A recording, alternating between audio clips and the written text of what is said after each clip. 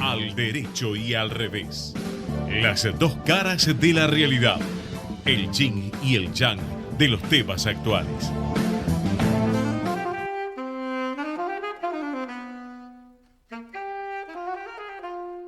Cómo me gusta la Fugata de Piazzolla. Buenas tardes, ¿cómo les va? Iniciamos el programa número 217 de Al Derecho y al Revés. En el año, Marta. El año 5782. Así que Yanato va a todos. Tal cual, tal cual. Felicidades a todos los paisanos y a todos los que no lo son, porque realmente estamos hablando de 5782 años de historia, Mercedes, ¿no? Sí, yo lo que quería comentar es que a mí me encanta esta fecha porque hay un simbolismo en la comunidad judía que para esta fecha se come manzana con miel y también la jalá dulce redonda, que es un pan que se lo mezcla con miel, simbolizando el que tengas un año bueno y dulce. Y ese simbolismo, ¿no?, de la dulzura me parece maravilloso. Y también en algunas familias ponen una granada diciendo que las buenas acciones sean de tal cantidad como las semillas de las granadas, que además es una fruta preciosa. Así que nada, es de disfrutar un año dulce para todos. Como vos dijiste, Alejandro, no es solo para la comunidad judía, sino para todos nosotros. Tal cual, es así. Yo no comenté Entonces, Shana cómo, Tova, un metuká. yo no comenté cómo hacemos todos los programas, están las cifras del día de COVID, 180 fallecidos, sigue siendo una cifra muy elevada, inclusive una cifra muy elevada y en cierto modo desproporcionada con la cantidad de casos, parecería que sigue habiendo carga atrasada, 4.106 casos, pero sobre 90.000 testeos, es decir, un 4,5%. Sigue, por suerte, sin llegar la famosa tercera ola, que esperemos que realmente pueda no llegar a un país que ha sufrido demasiado, y desde acá nuevamente convocamos a mantener los cuidados, a no pensar que esto ya está. Les mandamos un abrazo también a nuestros compañeros, a Gerardo Subirana, que está allí en la operación, y a Fede Politi produciendo, que están en el piso, y amenazamos seriamente con que en cualquier momento volvemos. Y en un día también Perdón, especial, quiero decir algo dale. respecto de esta introducción tuya, Ale. Un artículo ayer o antes de ayer de Conrado Stoll, que es una persona que se ha manejado con mucha solvencia y con mucha información. Su artículo decía algo así como Lobo está, y hacía referencia a que inexorablemente la variante Delta, la tercera ola, va a llegar a nosotros, así que no nos descuidemos, pero en lo más mínimo, en lo Así es. más mínimo, barbijo, aislamiento, bueno, por supuesto, vacunación y todo lo que ya sabemos, ¿no? Así es, así es. Yo iba a hacer una mención a que si bien el COVID ha causado un daño enorme y sigue siendo una gran amenaza, hoy hay una declaración que nos parece importante referir del Papa Francisco, el patriarca Bartolomé I de la Iglesia Ortodoxa y el arzobispo de Canterbury, Justin Welby. Las tres iglesias están haciendo un llamado sin precedentes para que todos sus creyentes hagan oración para que los líderes por fin tomen el cambio climático como corresponde, y en la próxima cumbre, que es en noviembre, tomen las medidas que hay que tomar mientras todavía es tiempo. Y yo creo que, como suele decirse, lo urgente no deja lugar para lo importante. Si hay algo que es importante, porque es sin duda la mayor amenaza para la supervivencia de la especie y con posibilidades de daños muy, muy cercanos, es el cambio climático. De manera que, bueno, nos parecía importante mencionar el tema y transmitir la convocatoria. Yo creo que esta realidad tan acelerada, esta modernidad tan líquida, nos saca aún más rápido de los temas, y bueno, cosas como una amenaza semejante para miles de millones de personas queda en un segundo plano pensando que bueno, que no nos pasa a nosotros, ¿no? Pero tenemos en imagen, hace unos segundos, a nuestra invitada, Francisca Keller, le damos la bienvenida y vamos a mencionar rápidamente que Francisca es una creativa chilena, magíster en comunicación, cultura y ciudadanía digital, candidata a doctora en filosofía, destacada por innovar a través de propuestas artísticas y planes de comunicación mediante el uso de nuevos medios. Se desempeña desde hace varios años en el área de diseño estratégico de la Rectoría de la Universidad de Playa Ancha, es una de las fundadoras de la red de hacedores en Valparaíso, pero sobre todo yo la presento con esta frase: está a la vanguardia de los movimientos sociales porque no los juzga, los investiga, los analiza y los comprende para acompañarlos y sobre todo para activarlos. No sé, Francisca, si te gusta esa presentación. No, me encanta, me honra. ¿Cómo están? Buenas tardes. ¿Qué tal? Bienvenida Francisca. Estamos ansiosas por escucharte. Súper. Corrección, ya no trabajo en la universidad, investigadora en la Universidad de Alicante, en España, y actualmente coordinadora de innovación en la Fundación Teatro Amil, acá en Chile. Así que he estado como con tiempo de movimientos en lo profesional últimamente. Francisca, ¿por qué no nos contás? Porque en la previa hiciste una referencia a Teatro Mil, el origen del teatro y qué haces allí, como para que no dejara fuera a la audiencia de esto que estuvimos conversando hace unos minutos. Sí, bueno, yo creo que bastante gente conoce en Argentina a la Fundación Teatro Amil.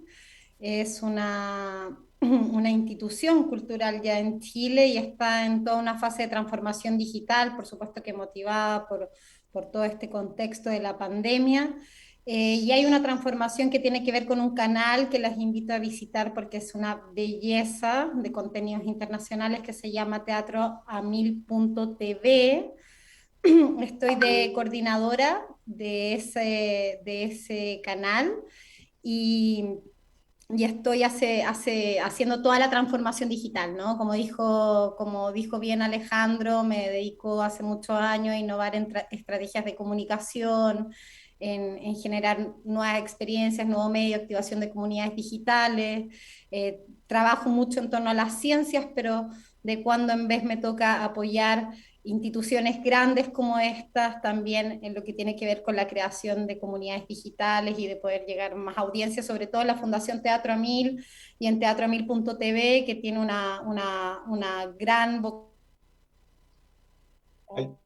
que es impresionante, realmente un orgullo. Yo digo, acá en Chile ya llegué al tope, porque es un orgullo estar en esta posibilidad de desarrollo profesional a mil. Ya me vieron cómo llegué corriendo, porque cuando entren a teatroamil.tv se van a dar cuenta lo que es, la maravilla que es y lo que significa también estar como en toda la transformación digital de tantas Eh, organizaciones e instituciones que sí, lo van requiriendo. Francisca, hemos leído, por supuesto, varios artículos tuyos, algunos escritos con tu colega Sofía Brito, y yo quiero leer un parrafito y pedirte que le expliques esto a la audiencia. Vos decís, o ustedes dicen, con esto que hacen, crean una amistad con la fuerza necesaria para poner en el centro del proceso la empatía. Se dio así inicio a una transferencia de conocimientos con objeto de canalizar la fuerza cracker de la revuelta a una ética hacker. Hablamos de la revuelta que dio origen a este movimiento en Chile tan importante, del cual vamos a hablar también. Y todo esto lo hacen para la descentralización del poder. Explícanos un poquito todo esto. Oye, esa es una frase genial. Me sorprende. Hay mucho que hablar ahí en esa frase. Claro. Primero, uno de los conceptos más emblemáticos que apareció en la revuelta popular chilena, conocida en el extranjero como el estallido social, fue la empatía. Y lo digo porque en un barrio, yo vivo acá en la quinta región, territorio de Changos, pueblo originario mapuche, empobrecido por supuesto por el modelo económico actual, ¿no?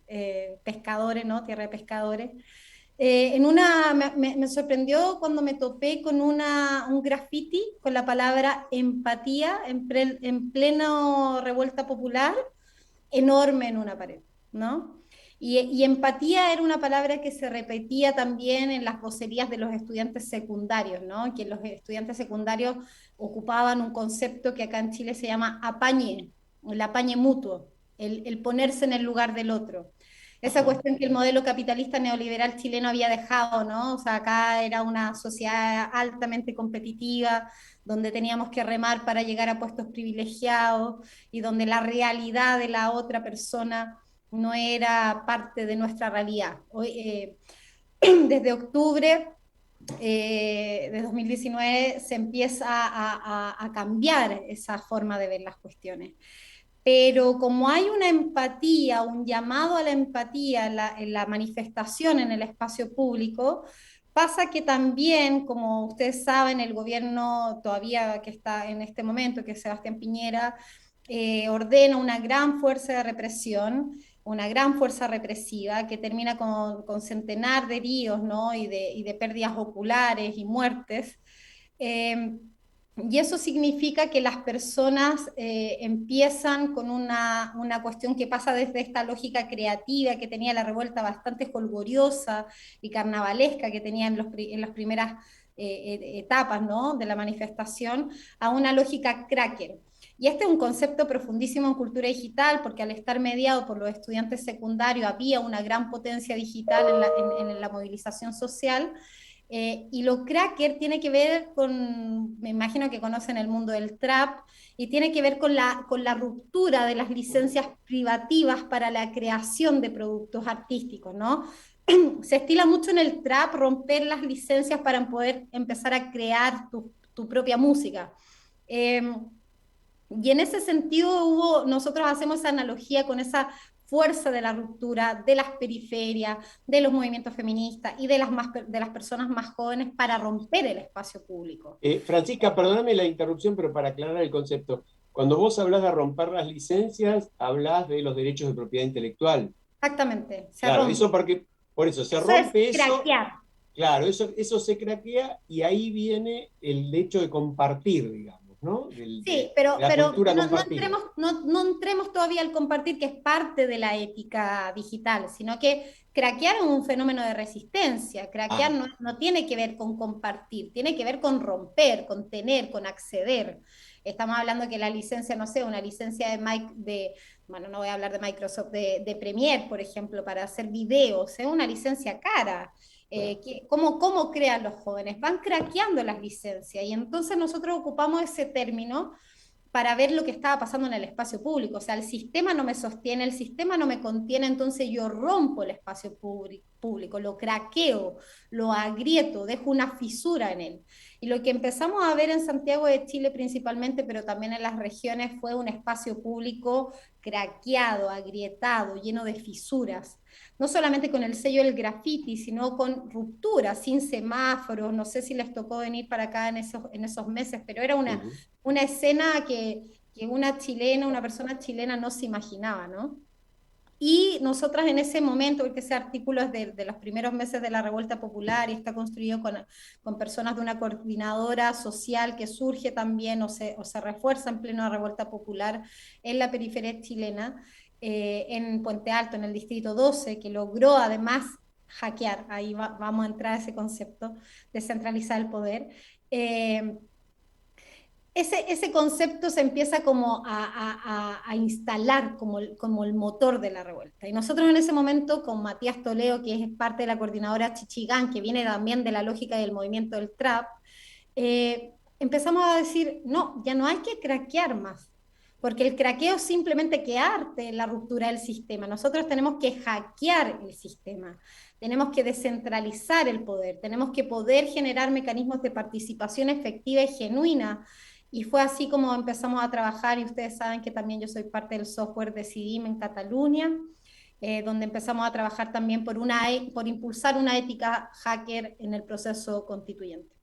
Es decir, lo de ética hacker, que a esto me importaba mucho llegar, acláralo porque creo, esto lo charlábamos en la previa del programa antes de que vos vengas, para mí hay un tema fuertemente generacional, en el sentido de que obviamente quien nació con los medios digitales está en una situación, quien los incorporó rápidamente está en otra, y quienes como por ahí nosotros, es decir, yo por ahí trabajo con computadora desde hace casi 30 años, más exactamente desde hace 30 años. Y todo mi trabajo ha ido conduciéndose a eso, pero de última tengo 67, con lo cual hasta que llegué tengo toda esa cosa encima. Todo este mundo, que lo digo así al pasar, pero me parece que es interesante el intercambio, la juventud a partir de 40 para abajo, y ni hablemos a partir de 30 o de 20, no concibe un mundo sin celulares. Para nosotros los celulares fueron algo añadido. Entonces, este tipo de cosas, cuando uno escucha cultura hacker, escucha también lo que han sido los grandes ataques a sistemas informáticos que están de alguna manera en la noción colectiva de mucha gente hechos en beneficio de la sociedad y no en contra. Pero lo que vos estás planteando en la cultura hacker es absolutamente distinto a esa idea del hackeo. Por eso me gustaría que lo desarrolles un poquito más. Sí, ahí quiero agregar justamente que Francisca se define como hacktivista feminista, ¿o no? Sí, totalmente. Me encanta, Marta. Súper. Como que te siento dentro mío, como en mi cabeza. Son años también, son Sí. años. Bueno, bueno, es una larga conversación. A ver, sitúo dos autores porque creo que si hay alguien que se engancha es importante tenerlos en mente. Castells y Ginamem. Claro. Manuel Castells, catalán, que también tiene un libro muy interesante que se llama La ruptura de la democracia, que justamente habla de esto, como el pueblo, en el fondo, o lo que otras personas considerarían masa, ¿no? En términos filosóficos más profundos, pero el pueblo ruptura el espacio público y con eso hay otras fuerzas y es la ruptura en el fondo no genera nada positivo. ¿Quién crece realmente cuando rompemos algo? ¿Quién crece realmente cuando agrietamos algo? Distinto es, entonces, cuando hablamos de esta ruptura que dices tú, cuando vemos como esto que se llama hackear, no están hackeando, están craqueando, ¿no? Los sistemas informáticos, bancarios, etcétera, rompiendo las licencias, rompiendo los códigos de seguridad, agrietando el sistema. Hackear tiene que ver con hack, con hacer tajaditas, ¿no? Del poder, con distribuir, con la esencia de la cultura digital, que ahí sí entramos en el concepto de compartir y colaborar. Hoy en día la ciudadanía no es estas son palabras de Subirats, otro teórico catalán, no es un mero receptor de acciones institucionales. Nosotros somos Jenkins, introduce otro tema que es prosumidor de contenidos, ¿no? No somos meros receptores de contenidos, somos productores de contenido. Eso se vio en la Revuelta Popular también, ¿no? Memes, remixes que iban como alentando este agitamiento social. Por tanto, en ese contexto de que ya somos productores, también somos productores de la toma de decisión. Nosotros ya no aceptamos la mera adopción de las acciones institucionales. Nosotros queremos producir las acciones institucionales. Nosotros estamos cambiando de esta lógica de que hay un organismo que cuida el bien público y lo cerca, a una lógica donde todas las personas pueden cuidar esos bienes comunes. Por tanto, se va transformando el tejido social y esa es la exigencia que se está levantando alrededor del mundo y esa es la ética que en el fondo se está, con otras éticas, por supuesto, que están muy de la mano, como la ética del cuidado, etcétera, que se están exigiendo, ¿no? La interdependencia, la descentralización del poder y la participación.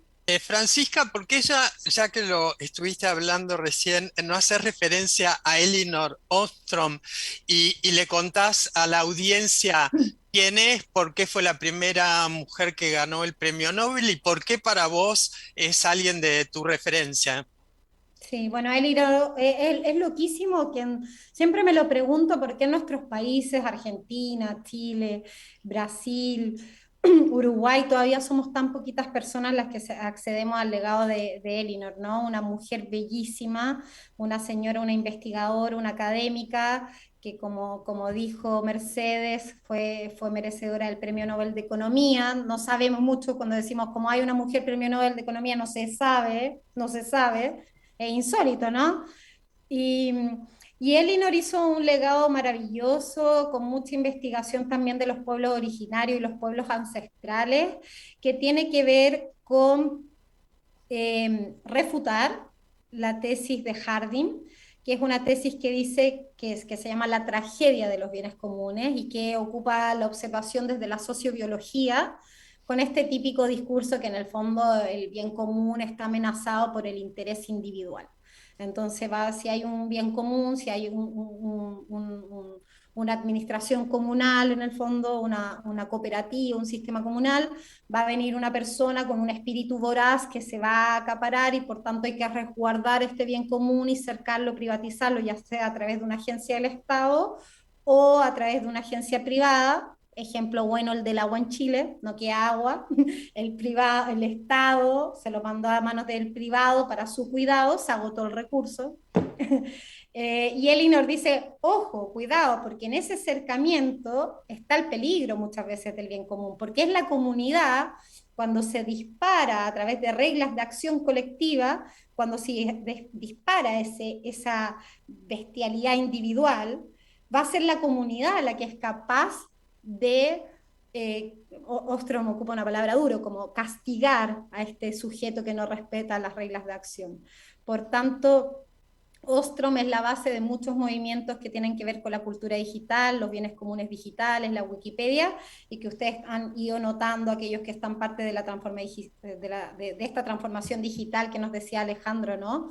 Cómo la Wikipedia está cambiando el curso de las instituciones educativas, los modelos de aprendizaje, etc. Ahora, perdóname, Francisca, como para plantearte el revés del asunto, ¿no? Interrúmpeme nomás, Alejandro, porque no, yo soy pero cultura digital, ¡pum! No, me refiero a esto. No es que lo que te voy a plantear yo lo piense, pero te pueden tranquilamente decir, y me parece que hay que estar abierto a esto, que en un planteo de ese tipo obligás a que el Estado desarrolle una cantidad de cosas que finalmente pueden impedir el crecimiento de la economía, etcétera. Es decir, las grandes iniciativas, aún las digitales, surgen también de inversiones muy importantes, algunas hechas por el Estado y muchas otras hechas por capital privado. Entonces, ¿cómo se compatibiliza esto? Bueno, ahí ese ya es tema mayor, porque ahí ya entraríamos con una visión de colonial de lo que significa la inversión privada y los modelos de desarrollo y las agencias de desarrollo, que yo creo que escapan al análisis de Arturo Escobar. Sin duda, Arturo Escobar, teórico colombiano, espectacular para analizar todo lo que tiene que ver con modelos de desarrollo, con redes de inversión internacional y a qué obedecen y cuál es el sistema y la matrix, ¿no? El tejido invisible. También la inversión privada, y creo que podemos hacer esa lectura de Castells también, como a quién, qué interesa y qué se cruza ahí en esa negociación, qué fuerzas se construyen con esas negociaciones de inversión. Y eso son palabras mayores de análisis, ¿no? Son palabras mayores. Pero sin embargo, eso no quiere decir que aunque yo reivindico el rol del Estado, en todo caso, inclusive en términos de inversión, no porque no crean en una coadministración de los bienes comunes. Yo creo que eso tiene que ver con una administración del Estado descentralizado, como lo que está pasando en los movimientos municipalistas, ¿no? Que son tan importantes hoy en el mundo. Pero creo que, por ejemplo, en un contexto de la pandemia, como el que acabamos de vivir, ¿quién es el que dispone de la ética del cuidado? No tiene que haber una agencia que dispone de una ética del cuidado, sobre todo para personas que estamos hablando de modelos de desarrollo que están instaurados post Segunda Guerra Mundial. Entonces, esta deconstrucción, obviamente tenemos que deconstruirnos, pero en el fondo, ¿cómo avanzamos en ese camino de la deconstrucción? Y en ese sentido, el Estado es promotor de la deconstrucción, del rol, de un cambio en el imaginario del rol del Estado y también de las gobernanzas en general. Francisca, yo creo que a Marta le va a encantar que vos comentes algo respecto del Laboratorio de Innovación Ciudadana, porque me parece que ahí, bueno, digo, prácticamente de todos nosotros y mucha de la gente que nos está escuchando, tenemos algún tipo de perspectiva, por un lado positiva, y algunas experiencias acá en Argentina, medio de abducción de estas iniciativas muy de base que luego se transformaron en algo más rígido, muy institucionalizado y muy que no le sirvió de participación genuina a las personas que inicialmente los promovieron. Yo antes de que conteste Francisca, porque vamos a ir a la pausa, pero queremos justamente aprovechando la presencia de un especialista, nada menos que en estos medios que hoy ya son la realidad absoluta, el programa por primera vez está saliendo en vivo por YouTube también, porque siempre nosotros subíamos a YouTube al terminar el programa. Ahora nos han dado esta feliz noticia de manera que nuestra audiencia nos puede buscar en la página de la radio, en ecomedios.com, donde entran directamente a verlo por YouTube, o pueden googlear en YouTube Ecomedios, buscar en YouTube Ecomedios y lo encuentran también. Así que a partir de ahora lo difundiremos de esa otra forma también. Nos vamos a la pausa, volvemos en un minutito. Vamos la radio.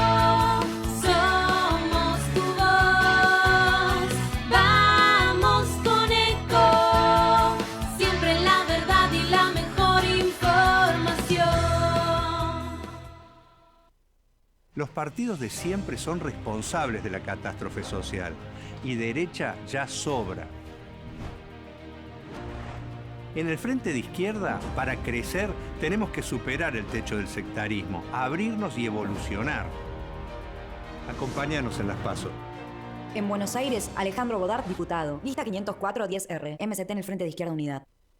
Espacio cedido por la Dirección Nacional Electoral. Soy Victoria Tolosa Paz y voy a trabajar para vos desde el mismo día en que me elijas como diputada. Porque hay una gran diferencia entre nosotros y cualquier otro candidato. Nosotros no tenemos que esperar para cumplir lo que te digamos ahora. Estamos empezando a salir. Trabajemos para lograr la vida que queremos. Victoria Tolosa Paz, Daniel Goyán, precandidatos a diputados nacionales por la provincia de Buenos Aires. Frente de Todos, lista 507, celeste y blanca. El mejor gimnasio te espera. Elegí las clases que quieras. En UNFIS vamos a cuidarte. En UNFIS venimos a encontrarte. El Frente Patriota es la opción pro vida de trabajo, salud, seguridad y orden para estas elecciones bonaerenses. Es la unidad de todos los que estamos hartos de la politiquería y las mentiras de siempre. Te convocamos a iniciar juntos el nacimiento de una nueva época, porque con honestidad, coraje y patriotismo, el bienestar definitivo es posible. Alejandro Biondini, diputado nacional por la provincia de Buenos Aires. Vota Frente Patriota, lista 312, lista A, Primero la Patria. Espacio cedido por la Dirección Nacional Electoral. Es decir, basta al que no quiere, no puede o no sabe poner presos a los delincuentes. Es urgente y es posible, porque vengo a ofrecer nuestra experiencia. Es Diego El Colo Santilli, Diego Santilli, Graciela Ocaña, precandidatos a diputados nacionales por la provincia de Buenos Aires. Lista 506, juntos. Informate en ecomedios.com. Seguinos en Facebook, Ecomedios Live. Bueno, estamos de vuelta. Mercedes, ¿qué le preguntabas a Francisca? Que nos cuente su experiencia y su perspectiva de lo que son los laboratorios ciudadanos, y ella hace alguna aclaración respecto de nombrarlos laboratorios de innovación ciudadana, y que nos explique un poco por qué pide eso, por qué le parece que es más acertado. Ya sé, ya ese punto de lo que yo digo, ya. Sí, bueno, a ver, contextualicemos un poquito a las personas porque son temáticas nuevas, novedosas y digamos que no todo el mundo sabe. En Chile, en Argentina y en otras ciudades, en Rosario, por ejemplo, también en el gobierno de Buenos Aires, también lo tuvo en su momento, levantaron laboratorios de innovación pública y laboratorios ciudadanos, ¿no? Yo fui una una residente o mi maestría en Comunicación, Cultura y Ciudadanías Digitales fue realizada en el Media Lab Prado, en un laboratorio de innovación ciudadana muy importante en Europa. Y creo que es parte de lo mismo que estábamos hablando. Son espacios públicos, de administración pública, donde se invita a la ciudadanía al codiseño de sus organismos, sus instituciones, sus servicios, etc.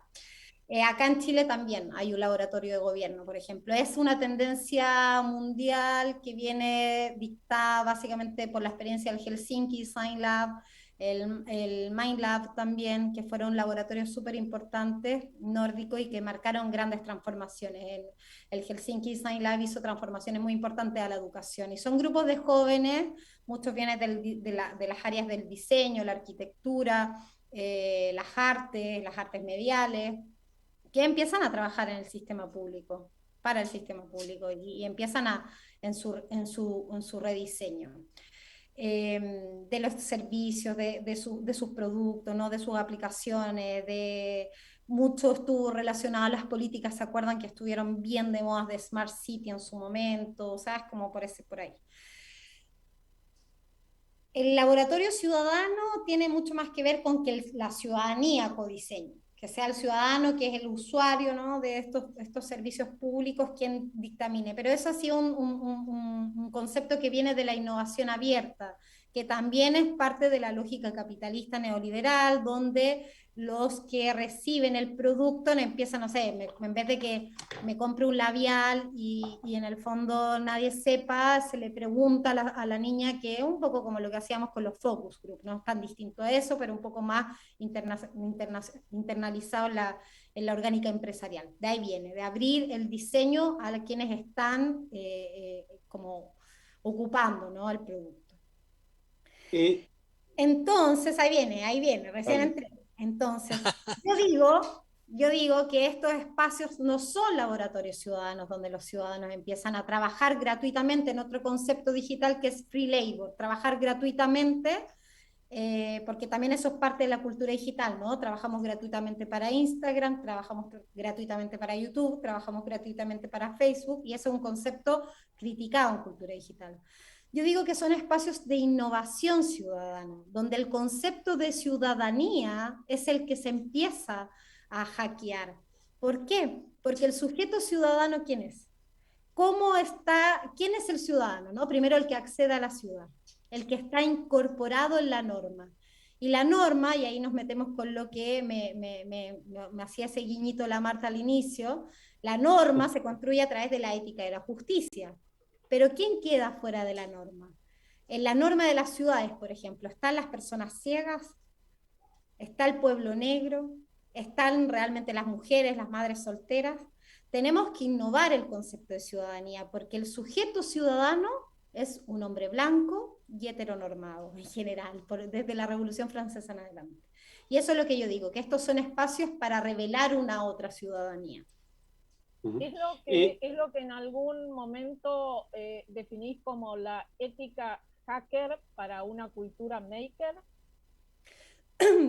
De tantos conceptos, ¿no?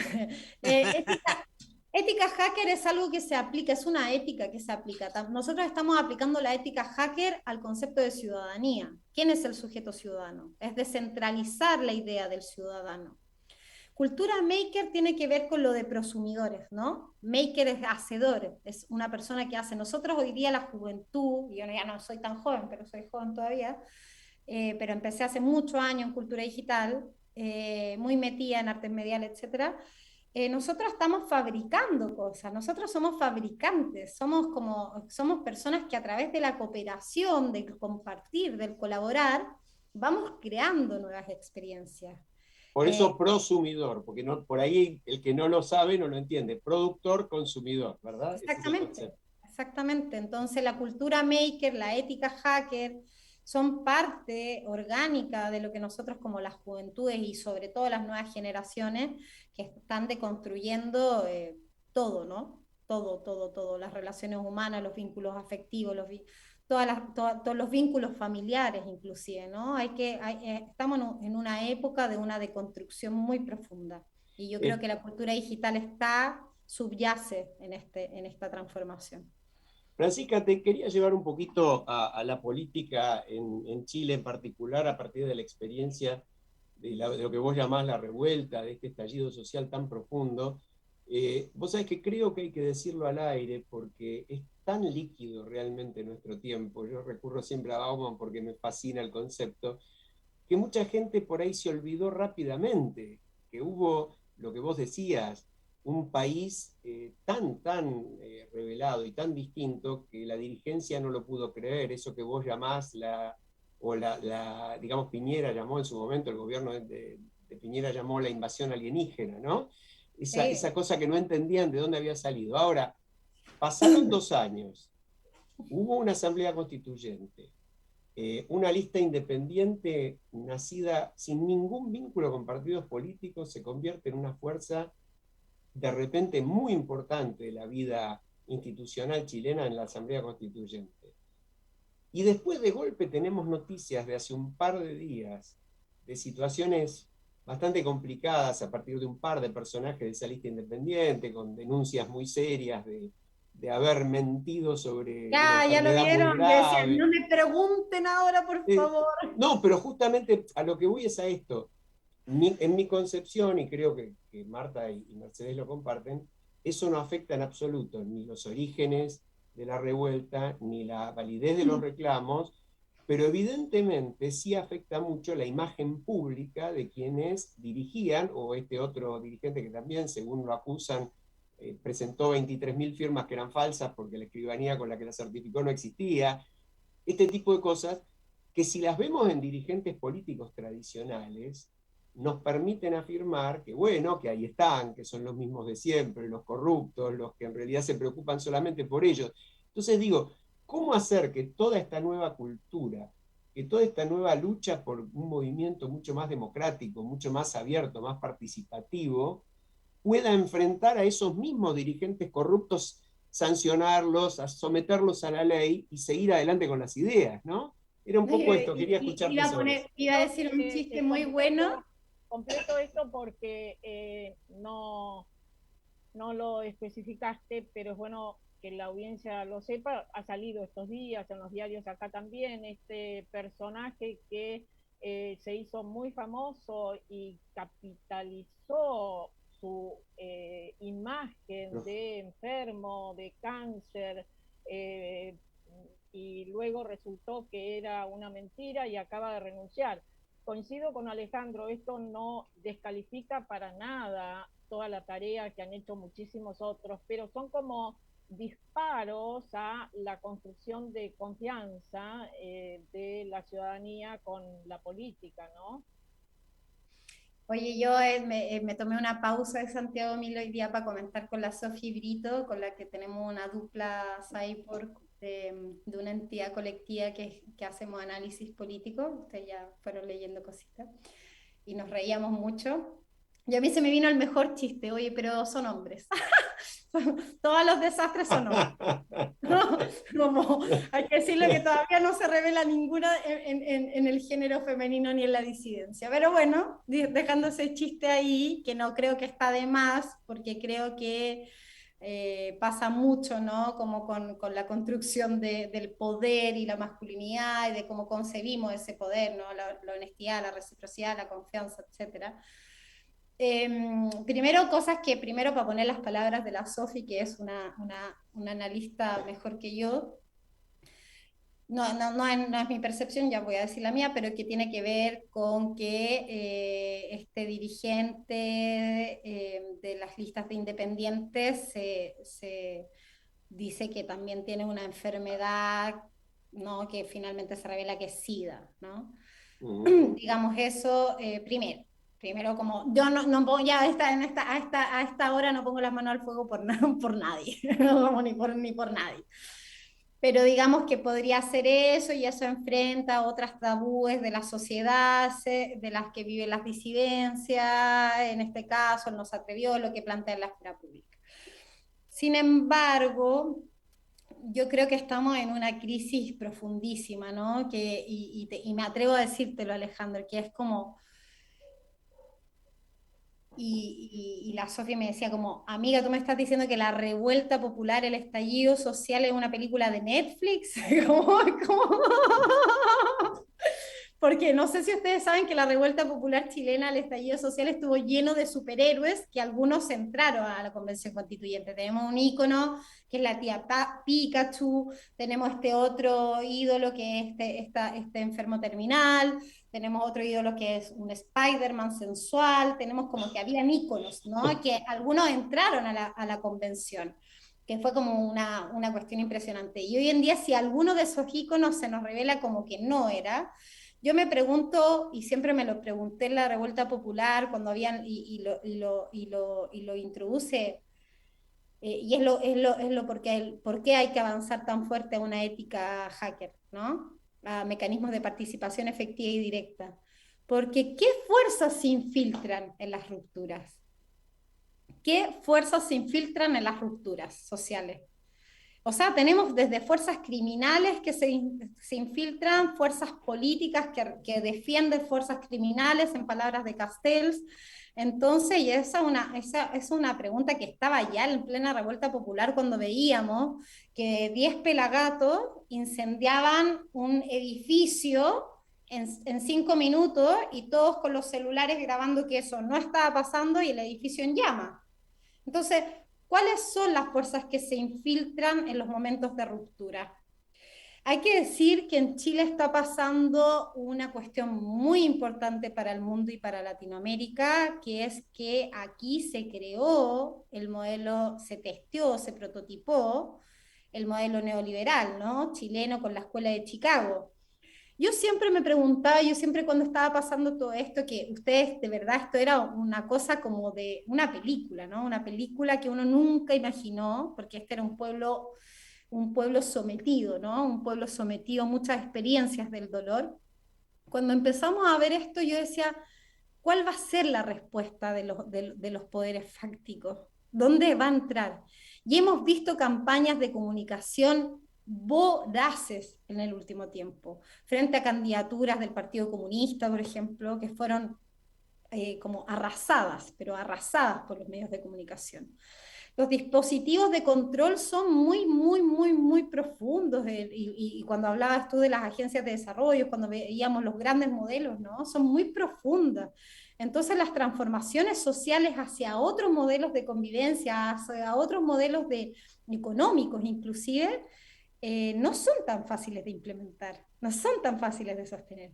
Por tanto, yo por lo único que pongo las manos al fuego es por un feminismo radical, por un feminismo que aboga por todas esas minorías que fueron quedando excluidas y por una ética del cuidado y de una descentralización del poder. O sea, nada que no trae consigo una ética y una tecnología de descentralización del poder no me da confianza. Y créanme que en la lucha activista por introducir mecanismos como Decidim al proceso constituyente, no fue ni la lista del pueblo, ni los movimientos políticos oficiales, ni ninguno los que aceptó, y quiero decirles que llegamos al centro, o sea, nosotros llegamos con la tecnología al centro de los procesos participativos, y ningún organismo internacional, ni con grandes fuentes de financiación, acá hay muchos intereses, y lo digo, me quemo con esto, o sea, hay muchos intereses de financiación y organismos internacionales que están sosteniendo los procesos de participación. Todavía no hay instrumentos que promuevan una ética hacker o una descentralización del poder en la construcción de la nueva constitución en Chile. Son mecanismos de participación que, como bien dijo Mercedes, no apuntan, en mi humilde opinión como una investigadora en participación, a una verdadera incidencia ciudadana en el proceso. Francisca, vos acá tenés dos vascas de origen vasco, y vos ponderás mucho, aunque a veces te lo disminuyen. Vasca también, vasca también. Mira, bueno, vos ponderás mucho el cooperativismo vasco y creo que en alguna de tus intervenciones te dijeron, bueno, un vasco te dijo, no somos tan cooperativos, pero ¿por qué no nos comentás algún ejemplo concreto de este tipo de... Sí, pero es que eso siempre pasa con los vascos, que en el fondo, claro, pero una sociedad europea donde las cuestiones están... Yo siempre pongo el mejor ejemplo de Kepa Corta, el director de planificación de San Sebastián, que gracias a todos los santos, y gran referente para mí, Kepa Corta.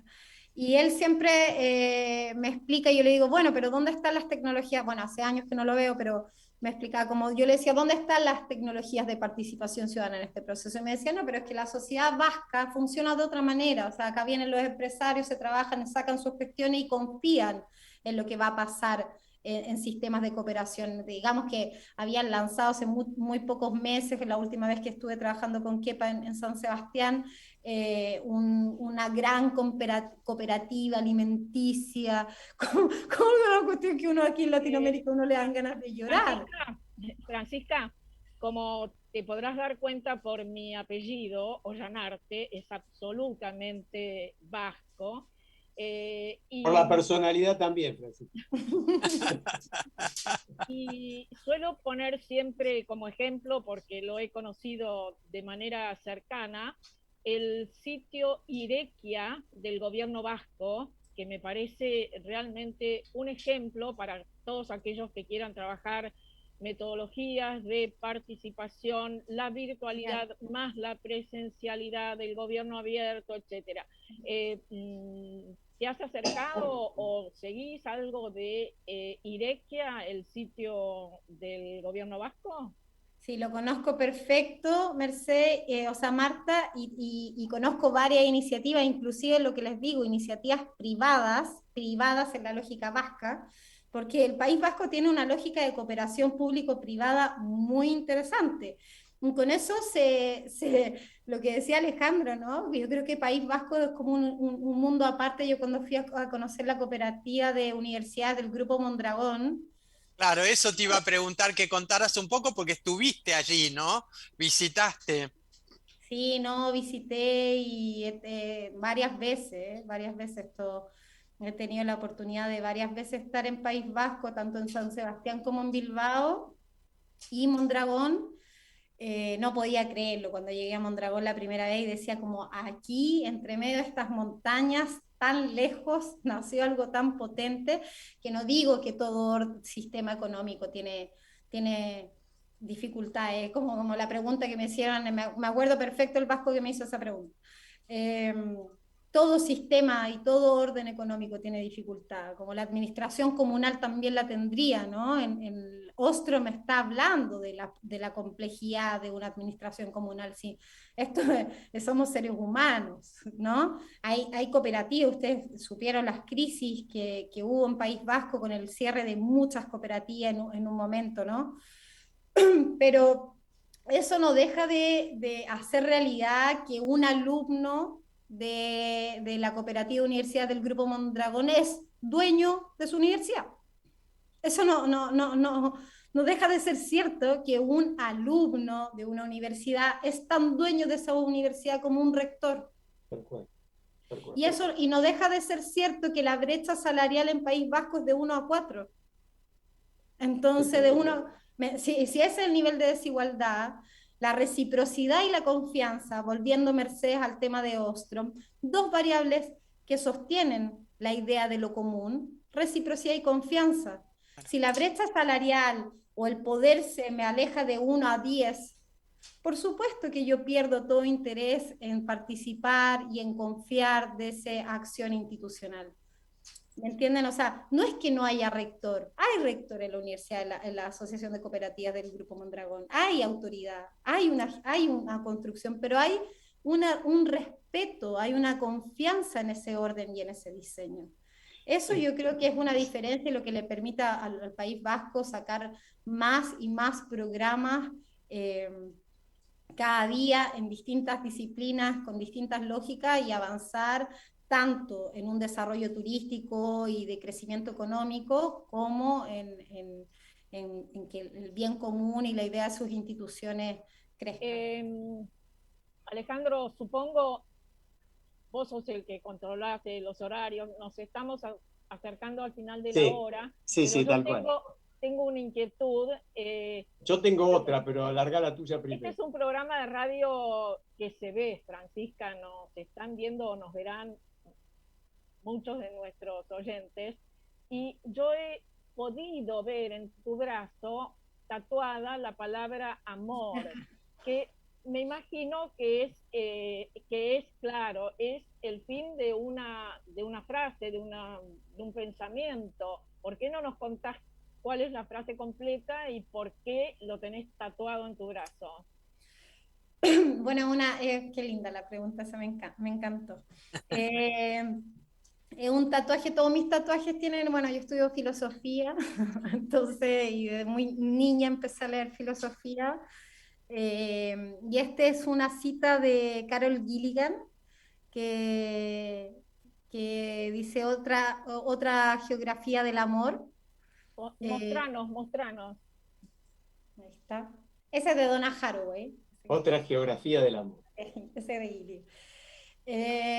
Pero me parece que el último libro de Gilligan, que es una investigadora que investiga justamente y contrapone la ética de la justicia, que ya pasamos en esta entrevista sobre eso, y sitúa la ética del cuidado como una reparación, ¿no?, del tejido social, que tiene que ver con preocuparse de las afectaciones, ¿no? De las afectaciones. En su último libro ella hace una introducción al derecho y al acceso que tenemos que tener al placer, ¿no? De cómo esta idea del amor romántico, el amor que nos hace sufrir, que idealizamos, que alejamos, que no está en nuestra práctica cotidiana, el derecho al placer más básico, hace que estemos en el lugar de subordinación en el que estamos como en esta sociedad, ¿no? Y cómo hay que recuperar esta otra geografía del amor, esta nueva geografía de un amor distribuido, de un amor en red, ¿no? Que también es hackear la idea del amor, ¿no? Como de mantenernos en sistemas de codependencia que hacen que realmente se equilibre la forma inclusive de trabajar, la forma de administrar y de gobernar. A mí me da la impresión también, porque vi tu cara cuando comentamos estos temas tan duros, sobre todo para quien participó en una actitud militante. No quiero hablar de eso. Claro, me quedó claro que no querías hablar y es totalmente comprensible, pero al mismo tiempo, así como vos hablas de otra geografía del amor, y me da la impresión de que para crear otra geografía de cualquier otra cosa, hay que vivir con nuestras limitaciones y hay que comprender que los seres humanos, tal como vos dijiste, tienen esas enormes limitaciones. Por eso son tan indispensables también no solo la participación, sino los controles democráticos, ¿no? Yo pensaba cuando te escuchaba que si no hay participación, volvemos a la idea de personas providenciales, cosa que nos pasa a todos, en la Argentina pasa todo el tiempo. Yo te escuchaba y decía, en el 2001, era que se vayan todos en la Argentina. Y eran asambleas populares. No llegó a la dimensión de Chile ni de lejos, por más caótica que fue la situación, porque no hubo un nivel de participación tan masiva. Pero sí había un reclamo muy fuerte. El que se vayan todos terminó con que se quedaron todos. Pero el problema no son solamente los todos. El problema no es los que se tienen que ir. El problema son los que tienen que llegar. Es decir, los que tienen que llegar a participar, que eso es lo que falta. Y eso va a ir de la mano necesariamente con los controles, ¿no? También con que cada uno tenga que rendir cuentas, porque si no la idea que puede pasar con, vos decías, ¿quién se sube a estos movimientos, a estas revueltas? Se suben también los aventureros, se suben los que vienen a buscar la suya. Esto pasa en todos los movimientos a nivel global. ¿Eso descalifica el movimiento? No, pero sí descalifica la idea de que alguien nos venga a salvar. Esta es un poco tu reflexión, querida, filosófica sobre eso, pensando que por ahí no hay tanta diferencia, no importa tanto el signo político del que pretenda convertirse en salvador, sino el hecho de que no asume esta ética hacker, digamos, de compartir, ¿no? Yo, mira, por ejemplo, tengo un gran líder que nunca le he podido seguir así de loco es, ¿no? Por ejemplo, a mí me encanta Fajardo en Medellín, el profesor Fajardo. También he estado muy cerca de Medellín en muchos momentos de mi vida y todavía, siendo fan de Fajardo, no descubro cuál es su orientación política. Como Bueno, no logro saber, Te agrego a Fajardo, que lo he conocido y me parece un tipo fantástico, te agrego a Antanas Mockus. También. Totalmente. Y que son personas que en todo su rediseño hay una descentralización del poder. Les pongo un ejemplo. Francisca, último, en 20 segundos, porque me están matando, yo soy siempre el malo. Acá nos tenemos que ir a la pausa. Más emblemático, la descentralización de los parques educativos en toda Antioquia, en lugares donde jamás iba a llegar un parque educativo y jamás iba a llegar el internet y jamás iba a llegar nada. ¿A qué voy con esto y para cerrar? La descentralización es una cuestión espiritual y humana. Es una cuestión que exige una transformación mucho más allá de lo intelectual. Tiene que ver con una cuestión emocional, una disposición al cambio. Y eso se va a ver reflejado inmediatamente en una serie de medidas que tienen que ver con cómo afectamos la vida de las personas, ¿no? De cómo cambiamos sus condiciones. Y para eso es necesario tecnologías de participación ciudadana genuinas con trazabilidad de los procesos y una ética del cuidado, ojalá de manos de compañeras y compañeros feministas que estén dispuestos a una deconstrucción permanente de su propia humanidad. Yo creo que Francisca, te tengo que cortar ahí, me parece que fue un muy buen cierre. Muchísimas gracias por tu participación. Nos tenemos que ir ya a la pausa, pero te mandamos un abrazo y seguramente volveremos a charlar. Gracias por el espacio, un gusto para mí. Chao, Francisca. Vamos a la pausa.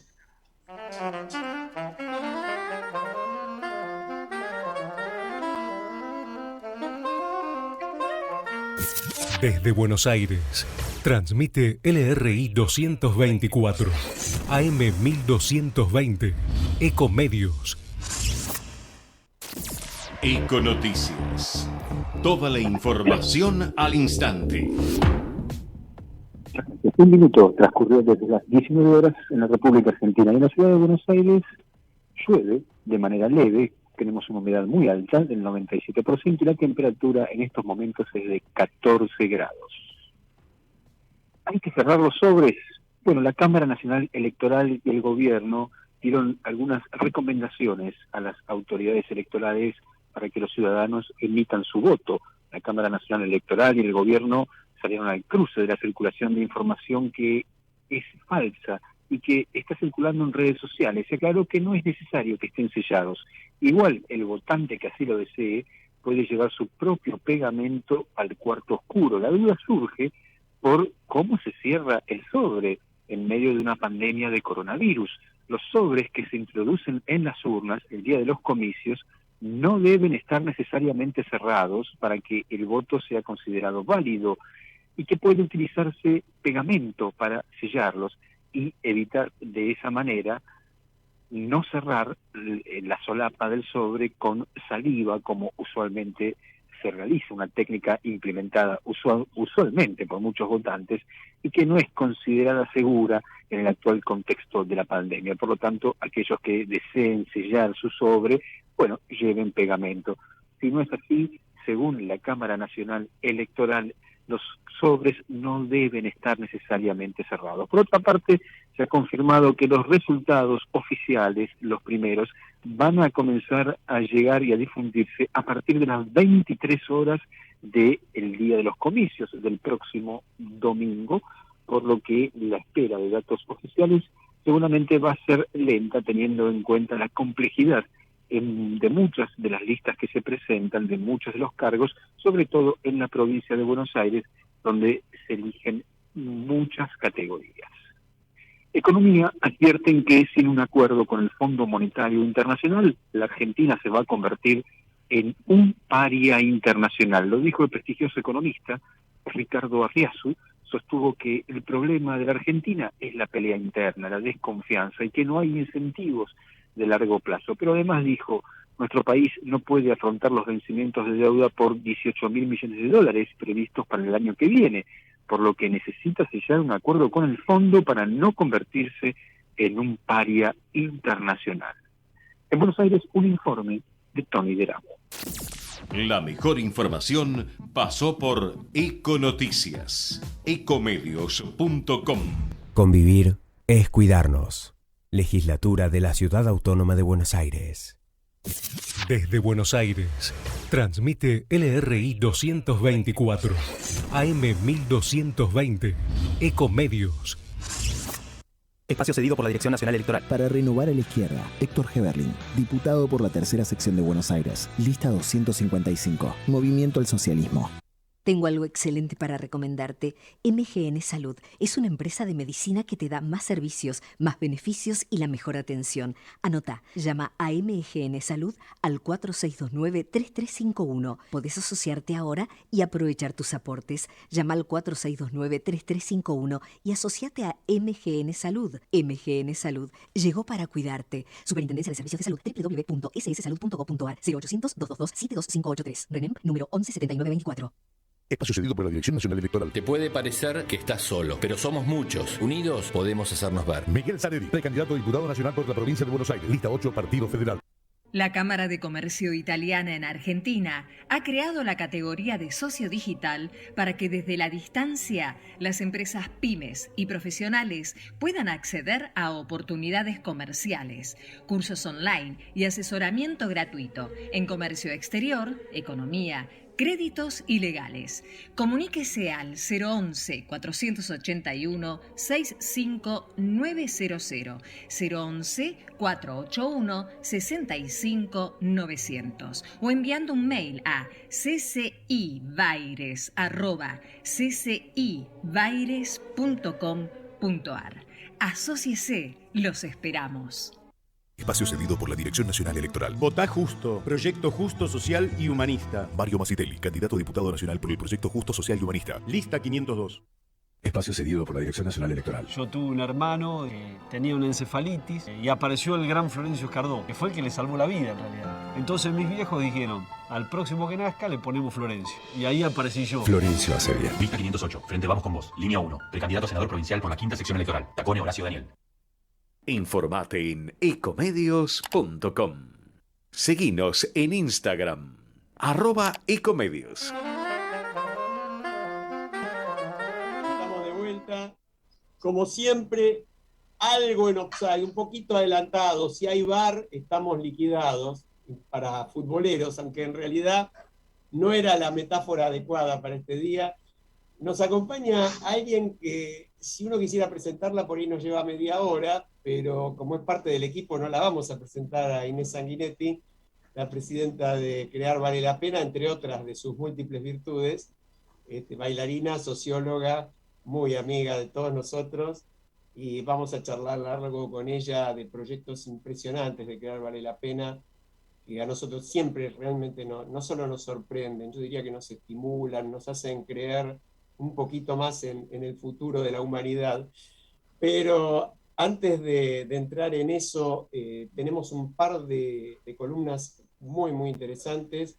La primera es de Marcelo de Jesús desde Washington, hablándonos de un fallo muy reciente de la Corte Suprema de Estados Unidos que de alguna forma amenaza con dar vuelta la ya histórica jurisprudencia de la Corte que estableció hace más de 30 años el derecho al aborto en ese país. Lo escuchamos a Marcelo. Hola Alejandro, Marta, Mercedes, Carlos. Hoy tenemos un tema muy sensible para los Estados Unidos, el aborto. El estado de Texas acaba de dictar una ley muy particular que prohíbe el aborto luego de 6 semanas de embarazo. Pero también la prohibición puede ser anterior a ese momento si se detectan latidos del corazón. La ley no establece excepciones siquiera por violación o incesto. En los hechos, esta ley prohíbe casi los abortos porque de por sí es muy difícil detectar si una mujer está embarazada antes de esa fecha. Las consecuencias de esta ley es que, de hecho, las clínicas abortivas van a dejar de funcionar. Pero esto no es lo más serio para entender el problema, pero para ello, antes voy a explicar el contexto. Estados Unidos no cuenta con una ley federal sobre el aborto. En el año 1973, la Corte Suprema dictó un fallo, Roe vs. Wade, donde sostuvo que el aborto era un derecho de la mujer absoluto hasta los 3 meses y relativo luego de esa fecha porque el Estado podría regularlo. Como en Estados Unidos existe el common law, las decisiones de la Corte se vuelven obligatorias para los jueces en todo el país. Pero como en Estados Unidos los estados pueden dictar sus propios códigos penales y civiles, los estados antiabortistas igual dictaron leyes tratando de restringir los abortos hasta que en el año 1992, en el caso Planned Parenthood versus Casey, un caso de Texas, la Corte Suprema, si bien reafirmó el derecho al aborto, abandonó el concepto del derecho absoluto de la mujer a abortar en los 3 primeros meses y lo reemplazó por el criterio sobre si el feto era o no viable. Con este marco, los estados republicanos comenzaron una nueva ola de medidas restrictivas, y una de ellas la de este año en caso de Texas. ¿Qué es lo más serio y novedoso de esta ley? Es que no se dispone su aplicación a ningún funcionario público en concreto. Cualquier persona o entidad puede denunciar a alguien que quiera hacer un aborto. La ley hasta fomenta esta virtual policía ciudadana, otorgando el derecho a los denunciantes para cobrarse de los denunciados hasta $10.000 de indemnización y las costas del juicio. Esta sutileza de no mencionar a ningún funcionario para aplicar la ley es fundamental. Si bien en Estados Unidos se puede pedir la invalidez de una ley antes de su aplicación, no se puede demandar al Estado, sino a sus funcionarios, y en este caso no hay ninguno a quien reclamar. La demanda contra la constitucionalidad, entonces, fue rechazada en todas las instancias, incluso por la Corte Suprema el jueves pasado. La consecuencia de esta situación es que si se quiere cuestionar la ley, hay que esperar justamente a que haya una denuncia penal, y en este caso, ya con un querellante, con un fiscal, se puede plantear la inconstitucionalidad. Pero para eso, obviamente, hay que encontrar a alguien que se arriesgue a hacer un aborto, o siquiera a intentarlo. Más allá de esta discusión sobre el aborto si está bien o está mal, la mejor crítica que he conocido sobre esta ley, que afecta el acceso a la justicia, vino de un diario conservador, el Wall Street Journal. El editorial del diario no entró sobre la conveniencia o no del aborto, sino de las triquiñuelas para dificultar el acceso a la justicia a quienes quieran reclamar contra una ley. El editorial se preguntó si con este sistema entonces que los republicanos de Texas inventaron, no se le estaría dando una idea similar a los demócratas para que auspicien una ley de Nueva York, por ejemplo, contra el uso de armas, o para que California haga lo mismo para regular el discurso del odio y de esta forma prohibir discursos opositores.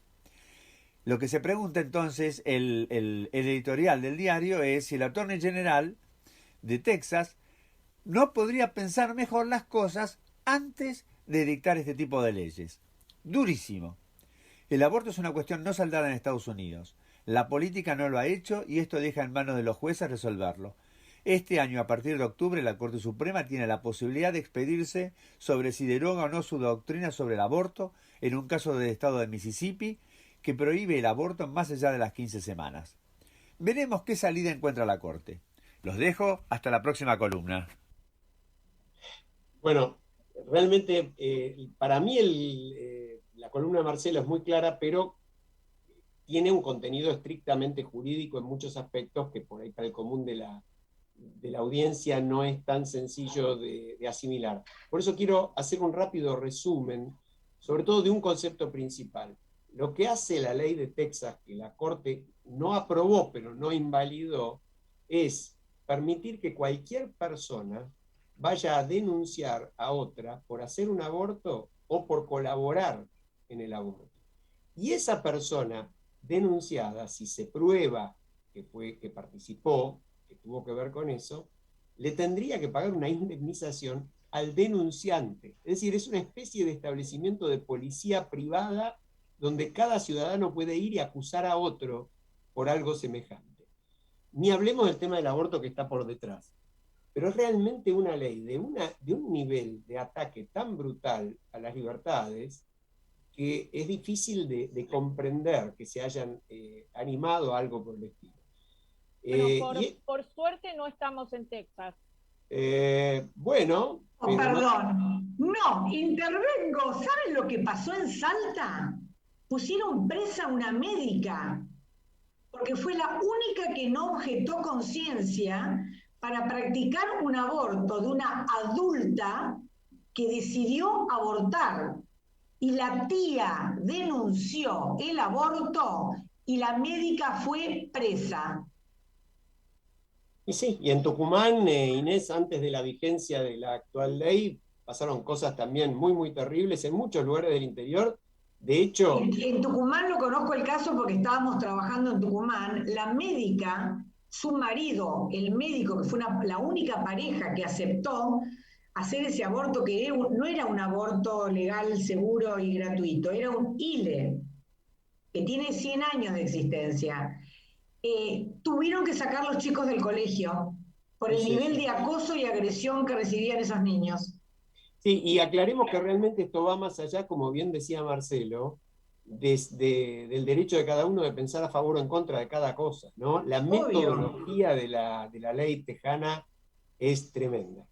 Pero bueno, tenemos poco tiempo y tenemos un texto sumamente interesante. Si les parece, la escuchamos a Leonor, siempre es un lujo. Siempre realmente nos honra con su participación en el programa Leonor Benedetto. La escuchamos. La ostentación. ¿Quién les ha dicho a ciertos comentaristas de sociales que a algunas famosas hay que llamarlas divas? ¿Quién le ha dicho a las divas que tienen que exhibir joyas, vestidos y 1000 pares de zapatos? ¿Quién decide que hay que mostrar los precios de la ropa de las celebridades y de los juguetes de sus hijos?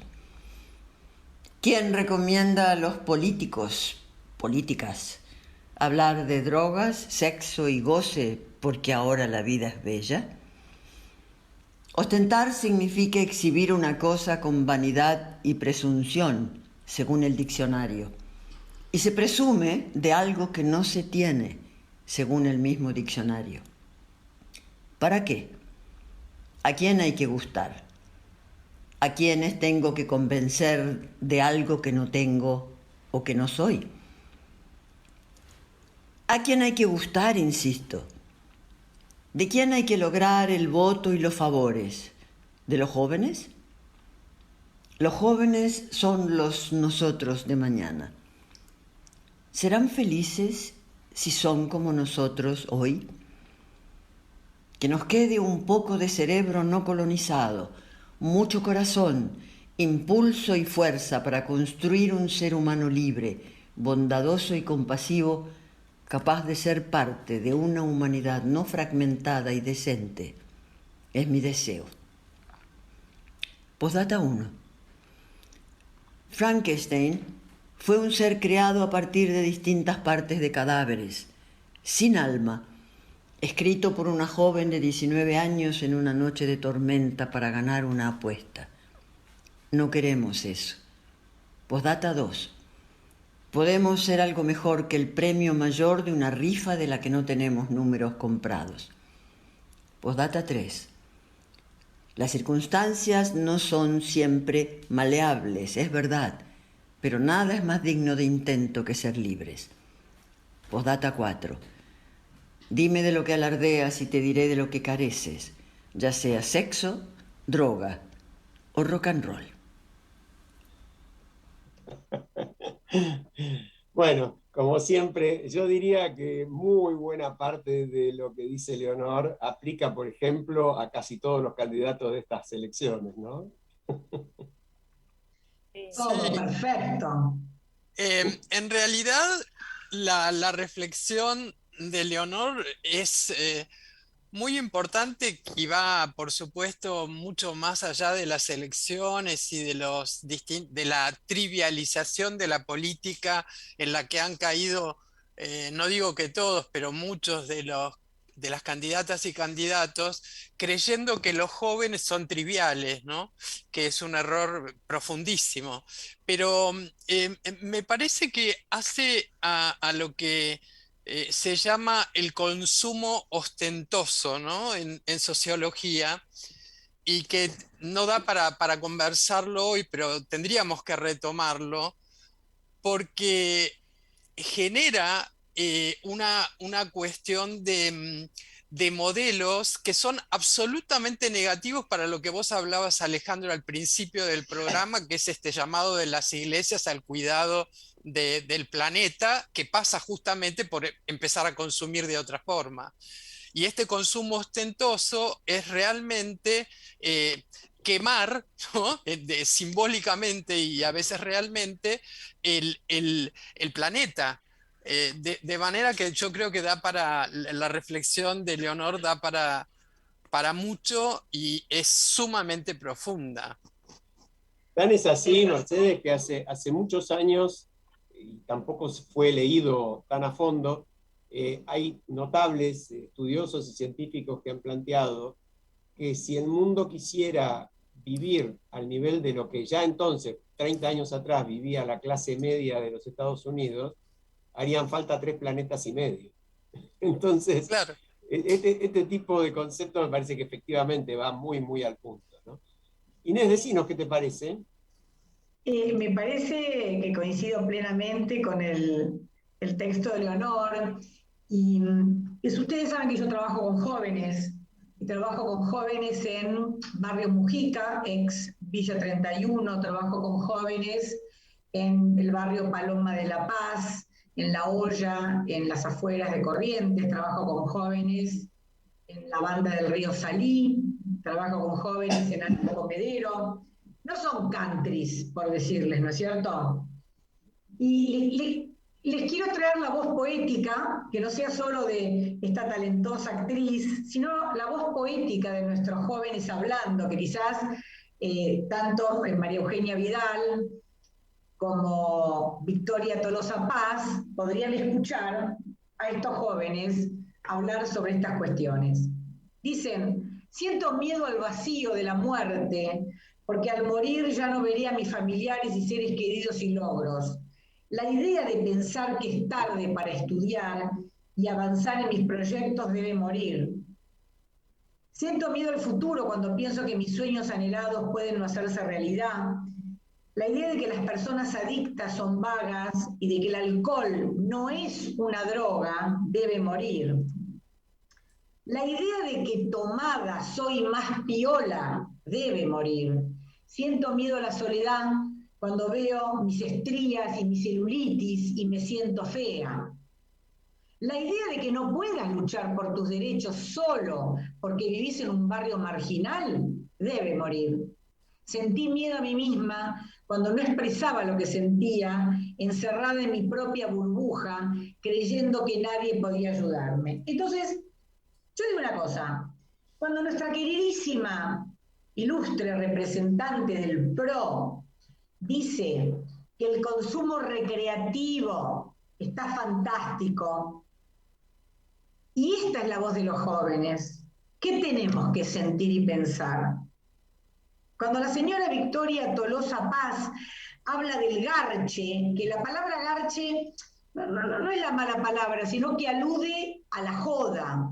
Sabemos que los casos de abuso en las fiestas, el descontrol en la distribución de estupefacientes, en todos y cada uno de los boliches habilitados en nuestro país sucede, ¿no?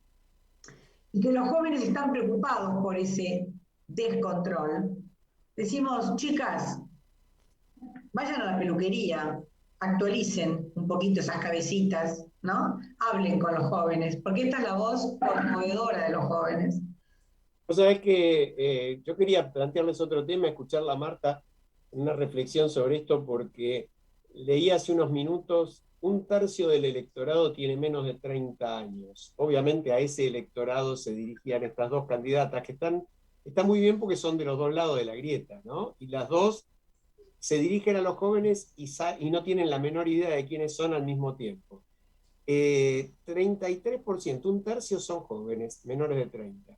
¿Saben qué porcentaje de candidatos jóvenes hay? 8%.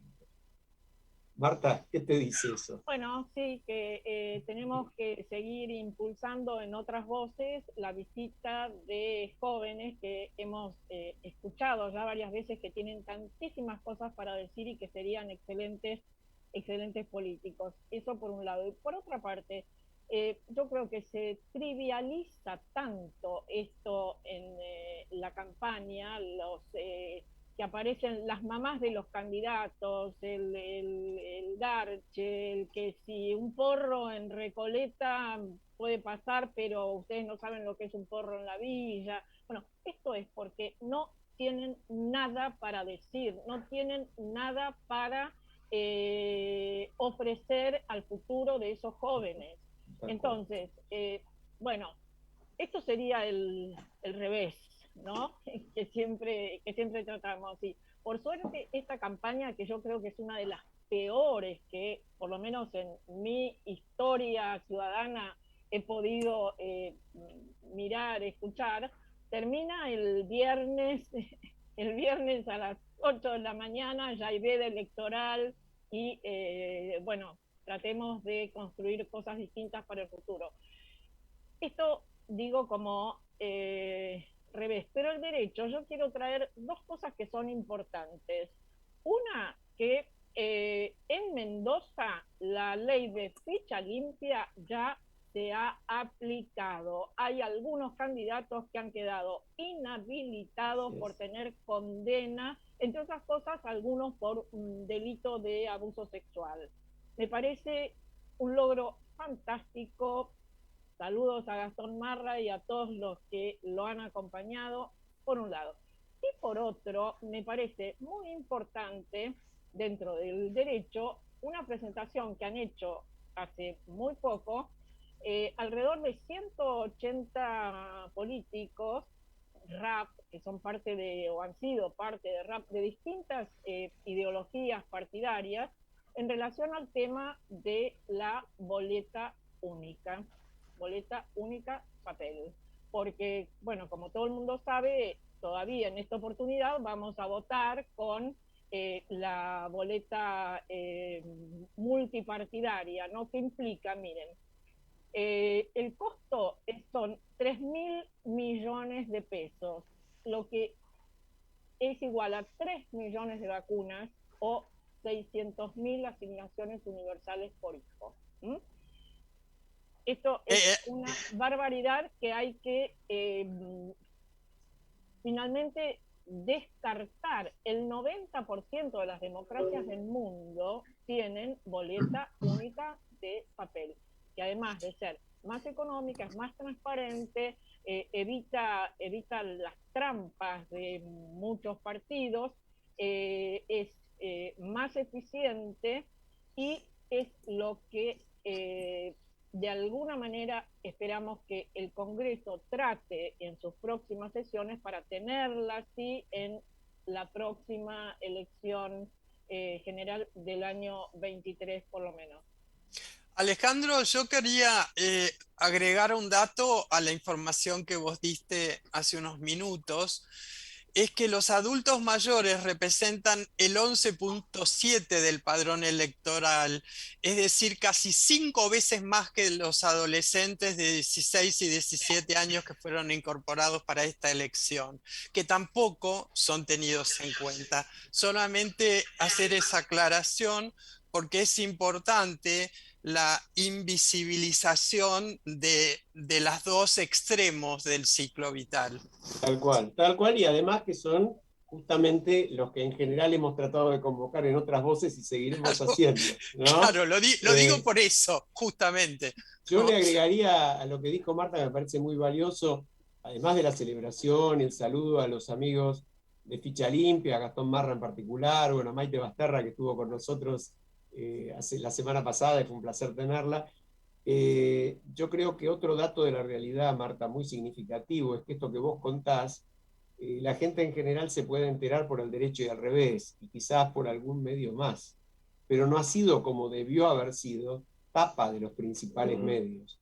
Porque el hecho de que muchos candidatos de los dos lados de la grieta hayan sido suprimidos de las listas por estar condenados por graves delitos dolosos, a ver si entendemos de qué se trata.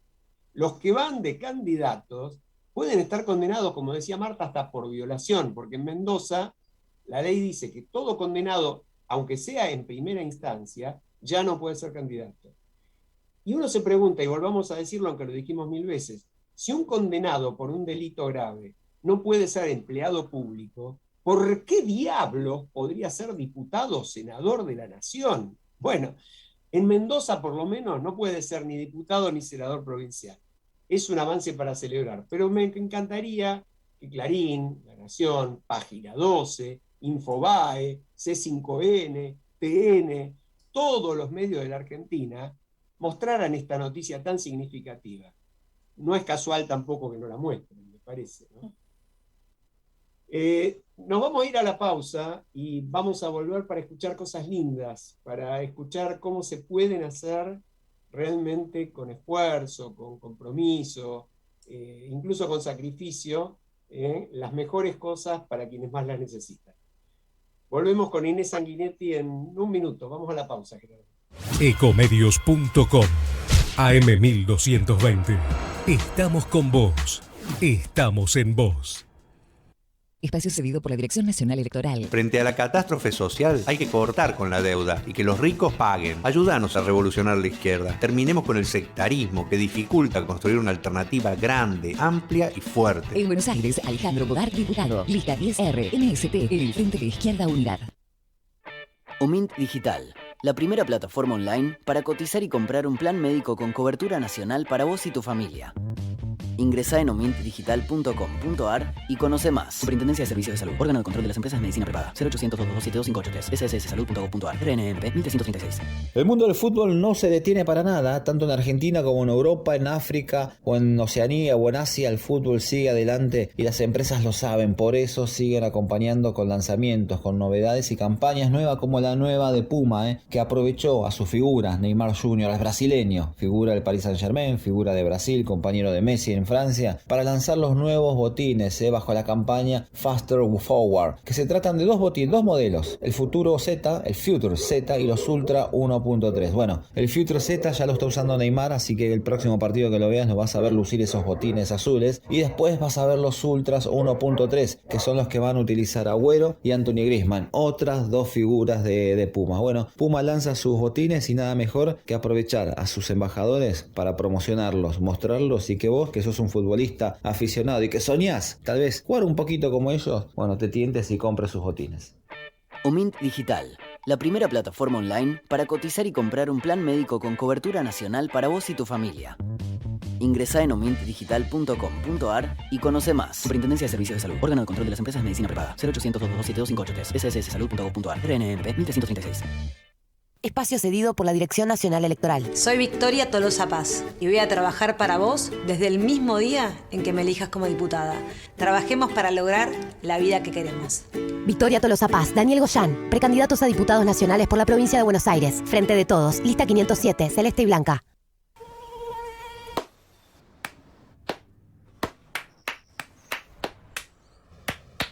No aplaudamos al mosquito, combatámoslo en serio.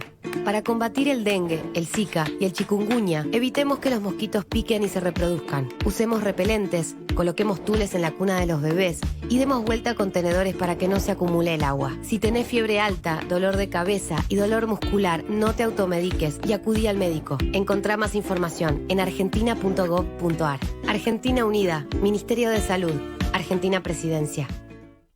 Espacio asignado por la Dirección Nacional Electoral. Alejandro Biondini, diputado nacional por la provincia de Buenos Aires. Votá Frente Patriota, lista 312, lista A, Primero la Patria.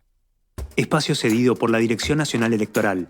Diego tiene la experiencia de haber bajado el delito en la ciudad de Buenos Aires y sabe cómo hacerlo. Es hora de decirle basta a vivir con miedo en la provincia. Es hora de volver a caminar tranquilo por tu barrio. Por eso este domingo 12 de septiembre te pido por favor que nos acompañes con tu voto. Es Diego El Colo Santilli, Graciela Ocaña, precandidatos a diputados nacionales por la provincia de Buenos Aires. Lista 506, juntos. Informate en ecomedios.com. Seguinos en TikTok, @ecomedios1220. Bueno, estamos de vuelta. También nos pueden seguir en TikTok, como decía la propaganda, si es que alguien en nuestra audiencia tiene idea de qué es TikTok, pero ojalá que así sea. Ale, hoy estás terrible. No, sí. Los mayores sabemos que es TikTok. Mirá, yo poco te diría, por los nietos nomás, pero porque veo los videos de nuestros nietos en TikTok, eso sí puedo ver. No, pero recién cuando hablábamos porque vamos a ventilarlo al aire, así nomás, cuando hablábamos de las propagandas de los candidatos, yo me acordaba del chiste de Libertad, ¿no? Tu papá ya decidió por quién votar, le decía Mafalda, y Libertad decía, y a veces cree que decidió y tiene unas caras, pobre. Y hay otras pero ¿cómo le dice? Si cree que decidió y eligió, ¿por qué? Y sí, porque cree conocer a los candidatos, entonces tiene unas caras, pobre, y entonces piensa en votar por otro, y tiene unas caras, pobre. Bueno, la sabiduría popular de Mafalda es casi eterna. Inés, levantanos el ánimo, danos alegría, contanos cómo se pueden hacer cosas mejores, qué están haciendo en Jujuy. Háblanos un poquito de eso. Bueno, también puedo hablar mal, que es muy divertido, pero vamos a hablar bien. En este momento estamos en Jujuy, en 20 barrios de San Salvador, logrando la conversación democrática. ¿Qué es eso? Estamos trabajando con 50 funcionarios públicos, que son los agentes territoriales de base, los que están en los centros de participación y gestión, en los centros de integración comunitaria, en los llamados NIDO. Esos funcionarios públicos han recibido una capacitación nuestra para entrar en otro diálogo con el vecindario. ¿Con qué vecindario? Con los 20 barrios de la totalidad de una ciudad. A su vez estamos trabajando con 25 especialistas en salud mental, especialistas en salud mental comunitaria, que son los que atienden las cuestiones de riesgo y vulnerabilidades relativas a 3 flagelos muy grandes que hay en la provincia, que es la provincia con mayor suicidio adolescente, siendo este horror cada vez más temprano en la vida de las chicas y chicos.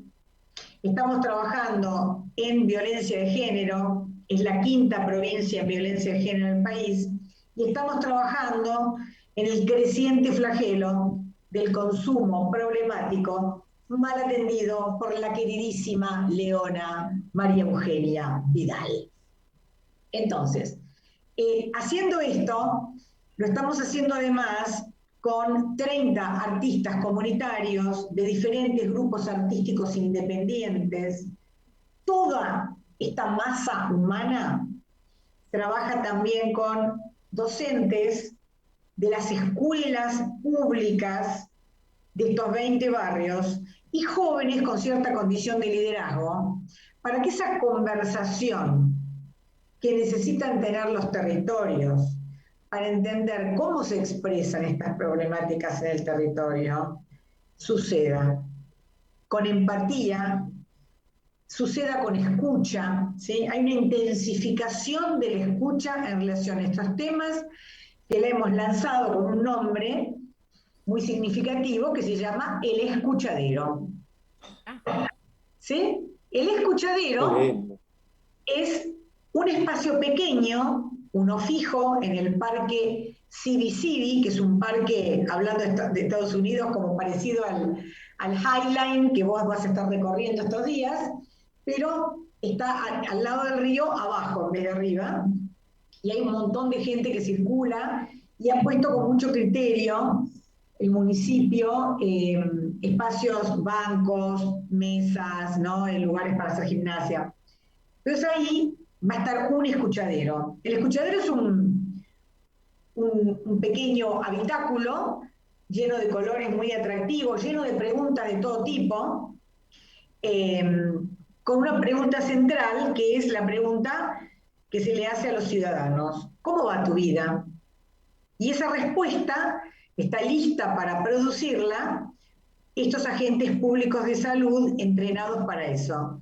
Entonces, sí. Estás contando algo que parece un confesionario. Contanos cuáles son las diferencias. Bueno, la diferencia entre un confesionario yo pensé en confesionario también, perdón, pero no, es para ponerle un poquito la nota de humor. El escuchadero me parece un término extraordinario. Dale, explica la diferencia.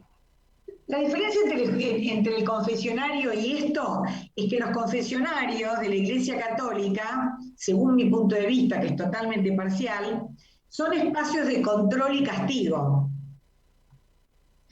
¿no?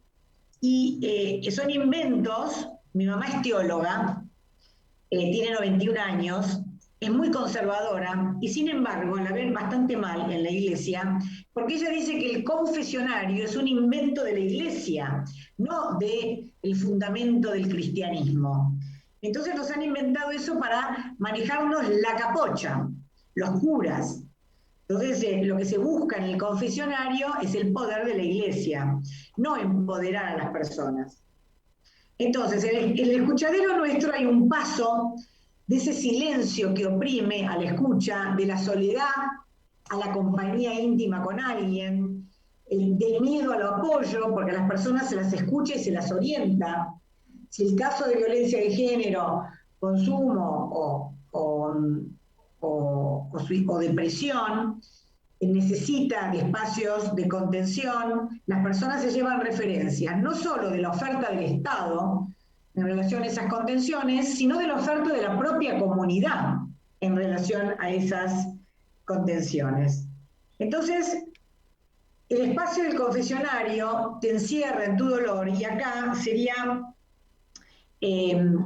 poder entender que es un umbral a que vos te acerques a la comunidad para estar menos sola, ¿sí? Porque alrededor de ese lugar íntimo de dos, hay lo que nosotros llamamos el espacio de escucha comunitaria, en donde las personas están invitadas a producir respuestas a preguntas como ¿qué significa para vos abrir una puerta en tu cuerpo? Una puerta en tus vínculos íntimos, una puerta en tu comunidad barrial, una puerta en la ciudad o una puerta en el mundo. O, si pudieras hablar sin vergüenza, y no en lo políticamente correcto, ¿a qué le dirías que sí o que no? Y la gente escribe, ¿no? Hay otras preguntas sobre los miedos. ¿Sentiste miedo alguna vez a la oscuridad, a la luz, a la infancia, a la adultez, al conocimiento? ¿Sí? Entonces, es un enorme espacio de pedagogía de la pregunta abierta, no de la pregunta, hola, ¿qué tal? ¿Todo bien, Tom? Ahora, a mí me llama la atención una cosa muy, muy fuertemente, Inés.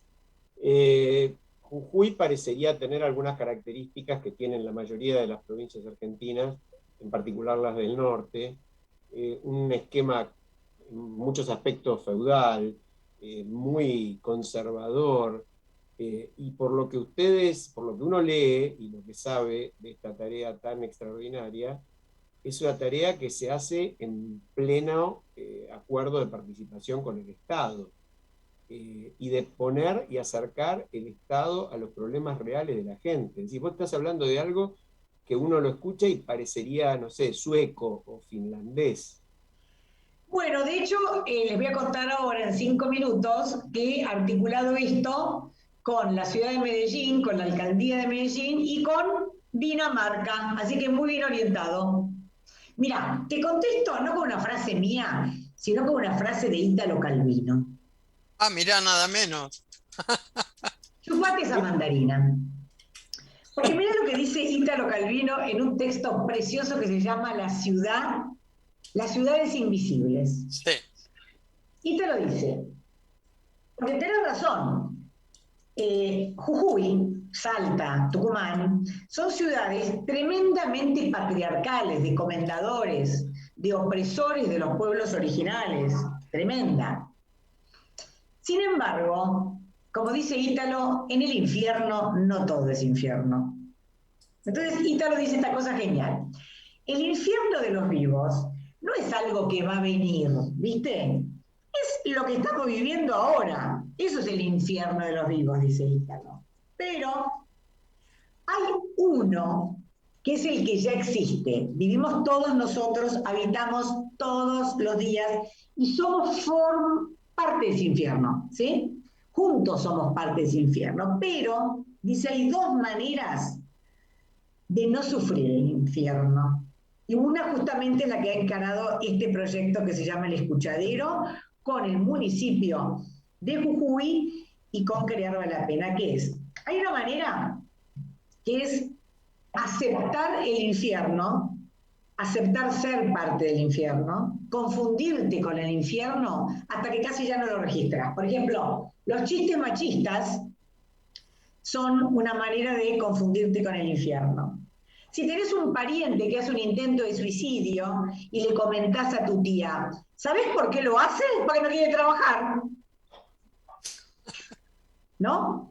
Entonces, eso es ser parte del infierno. La otra manera, que es la que el escuchadero le propone a una ciudad entera, es peligrosa, es exigente, requiere laburo, requiere aprendizaje continuo, que es buscar y reconocer dentro del infierno quién no es infierno, qué espacio no es infierno y darle lugar y hacerlo crecer. En eso quería... Dale, Marta. Perdón.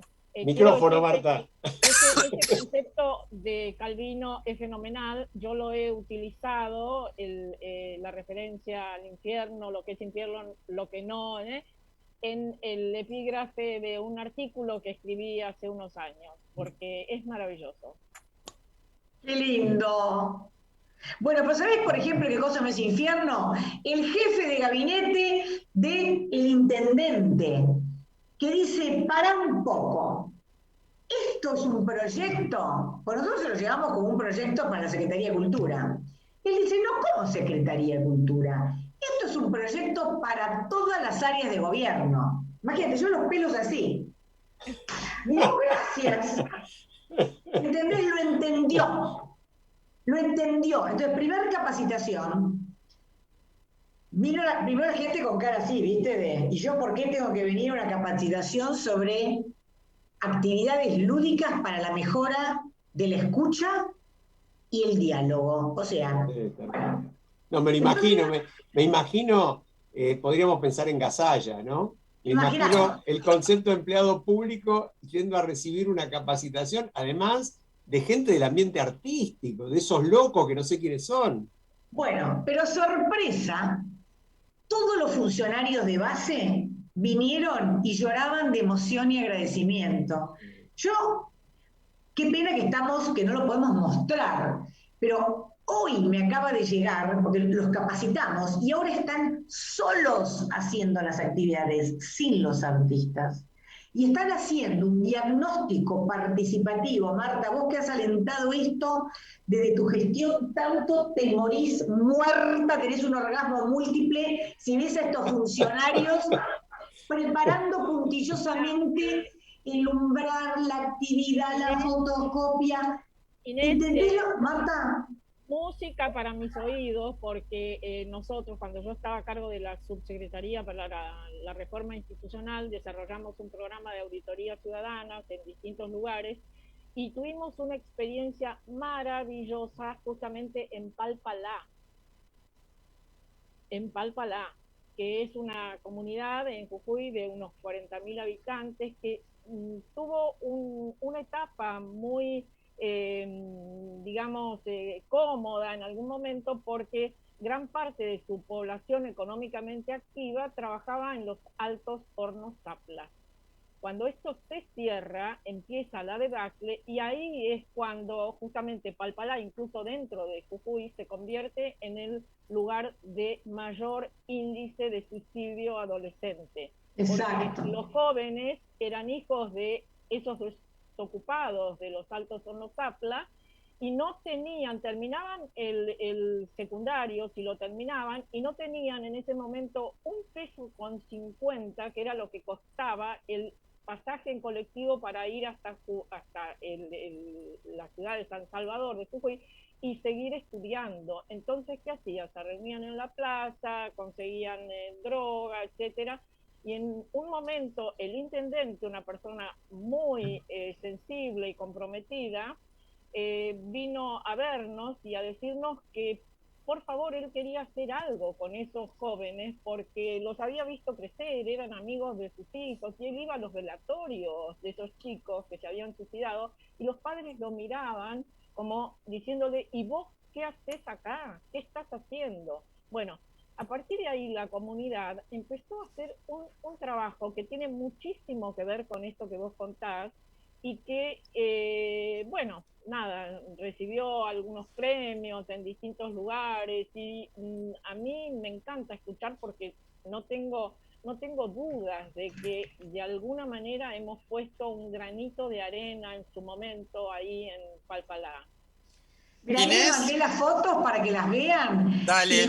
Y al lado de esas fotos, porque para que los oyentes entiendan, imagínense un conjunto de funcionarios que agarran un centro cultural, de la parte de adentro no, de la parte de afuera que da a la calle, y la llena de cartelerías que dice clasificados de la transformación social. Abrir una puerta, digo sí, digo no, vivir sin miedo, y se llena de gente, y ellos escriben y dicen gracias por darnos las herramientas con las que nosotros nos va de 10 con la participación de los vecinos.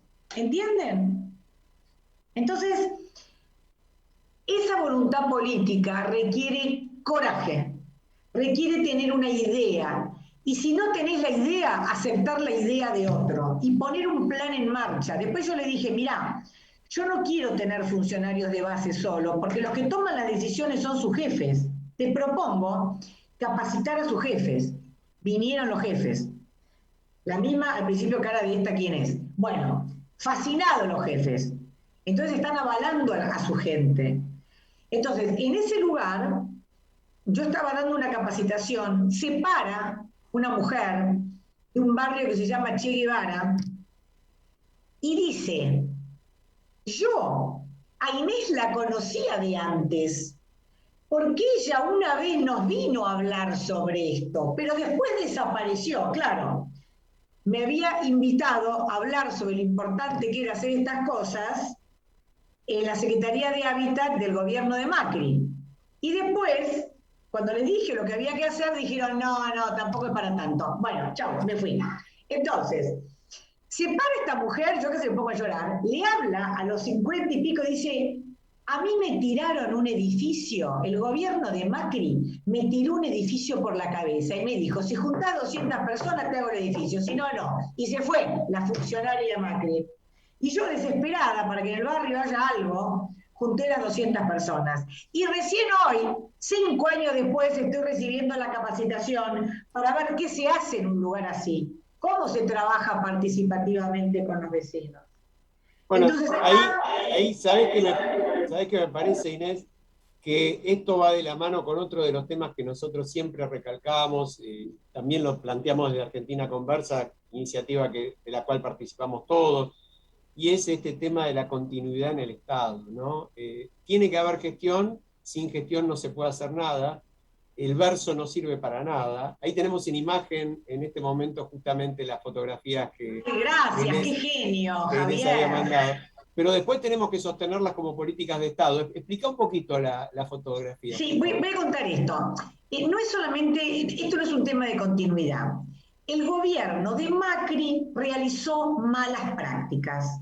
Y como le quiere que les hable del otro lado de la grieta, cuando le hablé de presupuesto participativo, herramienta que maneja muy bien nuestra queridísima Marta Ollanarte, a quien es la señora Galmarini del señor presidente del Senado, le propuse hacer presupuesto participativo en Tigre y me dijo, mira Inés, yo no confío en esas herramientas, son altamente peligrosas. Déjame que en el barrio yo me manejo muy bien con nuestras herramientas. Entonces no es solamente la continuidad, hay que discontinuar la salvajada, que son las señoras Galmarini, que son punteras políticas, o las decoradoras de ambiente del señor Mauricio Macri. En ninguno de los dos casos estamos bien contenidos, cada uno que vaya a su boliche. Entonces acá lo que hubo es una buena iniciativa, que entre paréntesis me estoy llenando de halagos a mí misma muy mal, pero le presenté al gobierno de Macri a quien fuera uno de los diseñadores del programa de urbanismo social desde el arte, la cultura y la educación de la ciudad de Medellín, de Fajardo. Entonces, ¿qué hicieron hábilmente los decoradores de ambiente del PRO? Copiaron los edificios ¿Y eso para qué era? Para la revista Gea, para la revista Living, Lugares. Pero después en el edificio no saben qué carajo hacen en el edificio, ¿entienden? Porque justamente hay que llenar de contenidos y lo que dice Medellín es, no se levanta un ladrillo sin un proyecto de gestión social del territorio. A ver, Inés, yo te quiero, a ver,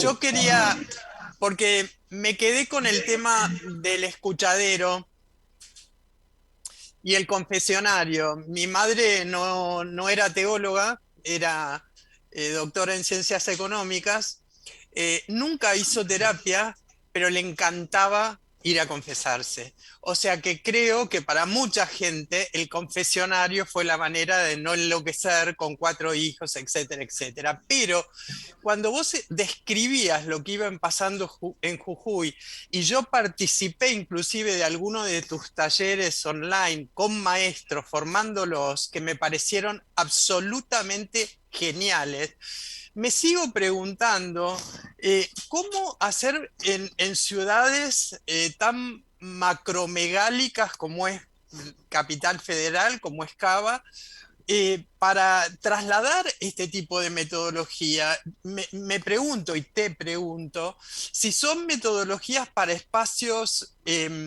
territoriales pequeños, si tienen que ver con municipios acotados. ¿Cómo ves vos a lo largo de tantos años de experiencia, Inés? Porque vos has estado en lo macro, en lo regional latinoamericano, con la red Crear Vale la Pena. Entonces, ¿cuál es tu perspectiva para que esto no quede en un caso de Jujuy, sino que pueda escalar, ¿no? Que pueda permear en otros espacios? Porque además considero que es fundamental. Sociológica, perfecto. Mira, en 2 meses la Corporación Andina de Fomento, que es la que ha financiado este proyecto, va a publicar un libro con la experiencia de entornos creativos, como una experiencia que fue validada por 3 investigaciones académicas, la última Flaxo, y que porque fue validada en su impacto, tomó su último año de financiación para diseñar el plan de escala, que es transferir con una capacitación súper simple, que puede darse de manera virtual, tanto como presencial o combinando virtual con presencial, para que esto pueda operar en cualquier rincón de Latinoamérica y países hispanoparlantes. Y en realidad, si alguien lo puede hacer en hindú, lo que hay que hacer es traducirlo, porque yo he usado estas herramientas en Corea del Sur, he usado estas herramientas en Europa, he usado estas herramientas en Australia, y siempre funcionan, porque el sistema mundial capitalista que fragmenta nuestras subjetividades, que destruye la capacidad dialógica, que construye, diría Spinoza, las pasiones tristes que doblegan la voluntad de opinar y ejercer la libertad, señores, están en todo el planeta. Es más que el virus Delta. Entonces, esto es como la crema Selvi de los uruguayos. Te sirve para todo. Sensacional. Inés, realmente nos alegraste la tarde. Nos mostraste también. No sé a qué. No, en el sentido de todo lo que se puede hacer, de todo lo que realmente se puede aportar para ayudar a los que están peor, y si trasladas eso a políticas de Estado y a gestión en general, como siempre dice Marta, la magnitud de toda la tarea que hay por delante y de todo lo que realmente es posible lograr desde la política y desde la gestión. Nos estamos yendo, tenemos un cierre musical, para mí realmente muy, muy lindo. Corazón de Luz y Sombra es uno de los poemas más hermosos de Jorge van der Molle, la trova rosarina. Ay, Jorge van der Molle es lo más. Es una parte extraordinaria de la música popular argentina, y en las voces de Madrigal, un grupo vocal de Rosario que no tiene igual demasiado les digo, para... si quieren entrevistar actores de esta experiencia o de una inversión chiquita que hacemos en Barrio Mujica, me parece que sería divino que tuvieran esos testimonios en vivo en estos próximos días. Lo vamos a hacer sin falta. Inés Sanguinetti, muchas gracias por tu presencia, aunque en realidad sos parte del equipo, como dijimos. Nos vamos hasta el martes con Madrigal, Corazón de Luz y Sombra. Un abrazo a todos.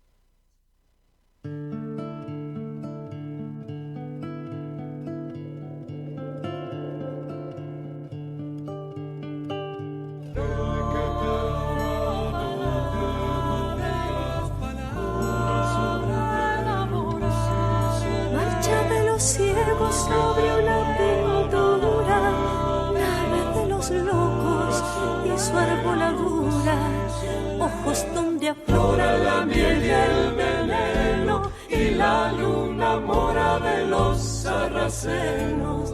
Placer que no vino libre de pecado, lumbre